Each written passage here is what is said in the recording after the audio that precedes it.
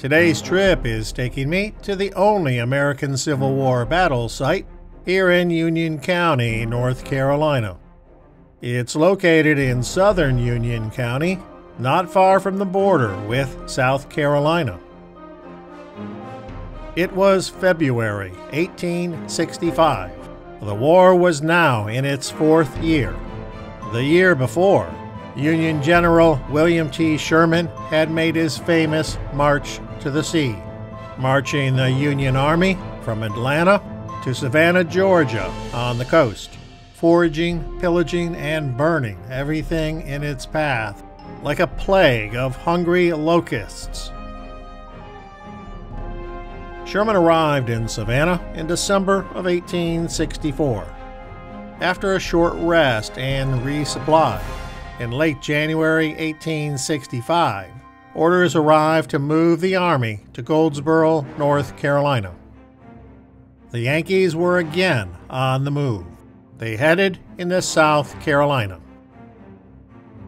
By 17 February, Sherman's army had reached Columbia.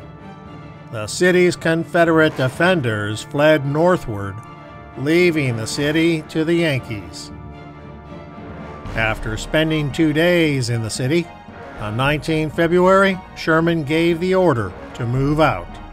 Their destination remained Goldsboro in eastern North Carolina. But Sherman absolutely did not want the Confederates knowing that fact. So he made plans to keep the Confederate Army guessing his destination.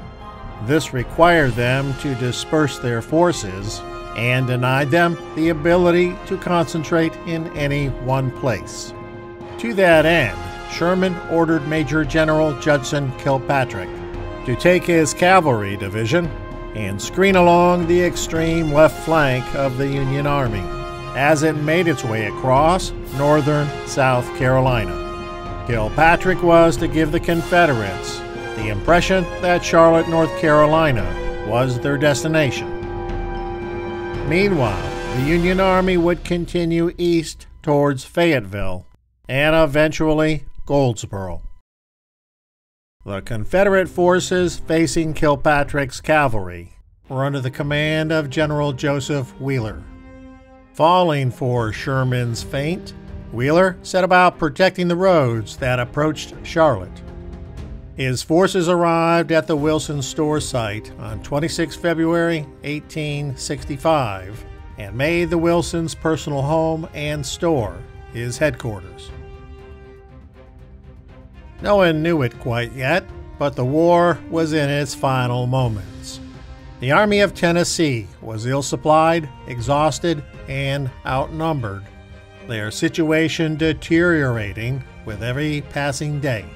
Still, they fought on, and Wheeler was desperate to stop the Union Army's advance. While exploring the area, one should keep in mind that the modern-day road network, as well as many road alignments, bear little resemblance to that of 1865. Some of the roads you see today did not yet exist during the war, and even if they did, it's likely they followed paths which differ quite a bit from that of today.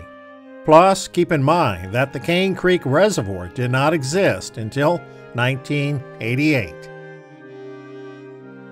Historians place the now long-gone Wilson store here at the intersection of Bigham and Brady Roads, across the road from the Walkersville Presbyterian Church Cemetery. When General Wheeler arrived on 26 February, he got to work deploying his troops. Artillery was deployed in more or less an east-west line, atop a knoll which is the modern-day cemetery. The guns faced south, with a commanding view of the road and fields beyond. Soldiers prepared defenses along the approaches to the area, mainly earthworks on the north side of Cane Creek along the road crossings. And he waited. 2 days later, on 01 March 1865, lead elements of the Union Cavalry galloped up the road and into a hailstorm of bullets. They turned tail and retreated. After being reinforced, they again charged. This too failed, and the Yankees retreated from the field. The skirmish was over, lasting perhaps half an hour. General Kilpatrick saw no need to engage the Confederates here at Wilson's Store. His feinting maneuver had served its purpose. The Union Cavalry simply moved a few miles south and continued screening the Army's left flank as it continued eastward toward its ultimate destination of Goldsboro. The next day, 02 March 1865, Wheeler broke camp and headed east, shadowing the Union Army. 17 days later, on 19 March, the Confederates would clash for the last time with the Union Army at a place called Bentonville, North Carolina. Despite their heroic efforts, the battle ended with the defeat of the Army of Tennessee when they retreated from the area on 21 March 1865. Meanwhile, up in Virginia, General Lee surrendered the Army of Northern Virginia on 09 April at Appomattox. The Army of Tennessee struggled on for another 17 days, but it was the end of the line for the Confederacy.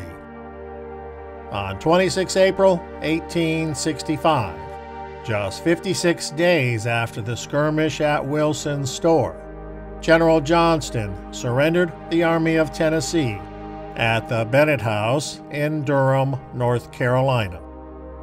The American Civil War was over. The tired, battle-worn men of the Confederate Army could finally return to their homes, begin life anew, and the nation could begin to heal.